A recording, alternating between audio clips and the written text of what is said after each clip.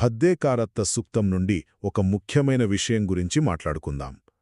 అదేంటంటే గతం, భవిష్యత్తు ఆలోచనల్లో చిక్కుకోకుండా మనసుని ఎలా కాపాడుకోవాలి అనేది.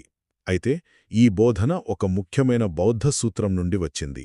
అందులో బుద్ధుడు చెప్పిన కొన్ని మాటలకి మహకచ్చాన అనే ఒక గొప్ప సన్యాసి వివరణ ఇస్తారు. అదేంటంటే మనం మన ఆలోచనల వలలో ఎలా చిక్కుకుపోతామో అన్నమాట. సరే, మొదటి విషయం గతాన్ని పదే పదే గుర్తు చేసుకోవటం. మనం గడిచిపోయిన మంచి విషయాలను లేదా జరిగిన అవమానాన్ని తలుచుకున్నామనుకోండి, ఏమవుతుంది? ఆ క్షణంలోనే మనసు అక్కడే ఆగిపోతుంది. దానివల్ల అనవసరంగా కొత్త కోరికలు, ద్వేషాలు పుట్టుకొస్తాయి. దీన్నే కొత్త కర్మ పోగు చేసుకోవటం అంటారు. ఇక రెండవది భవిష్యత్తు గురించిన ఊహలు. ఇది కూడా అచ్చం అలాంటి ఉచ్చులాంటిదే.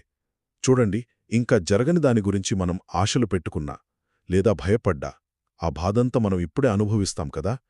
దీనివల్ల కూడా అనవసరమైన కర్మ మనకు వచ్చి చేరుతుంది. సరే, మరి దీనికి పరిష్కారమేంటి? చాలా సింపుల్.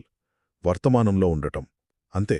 అంటే గతం తాలూకు జ్ఞాపకాలుగాని, భవిష్యత్తు గురించి ఆలోచనలుగాని వచ్చినప్పుడు వాటికి బలమివ్వకుండా వదిలేయాలి. అది కేవలం ఒక ఆలోచన మాత్రమే అని గమనిస్తే చాలు. మనసు వాటికి బానిస అవ్వకుండా చాలా ఫ్రీగా ఉంటుంది. సో, సింపుల్గా చెప్పాలంటే గతాన్ని మళ్లీ బ్రతికించకుండా, భవిష్యత్తును ఊహించుకోకుండా కేవలం వర్తమానంలో స్పృహతో ఉండటమే అసలైన మానసిక స్వేచ్ఛకు దారి.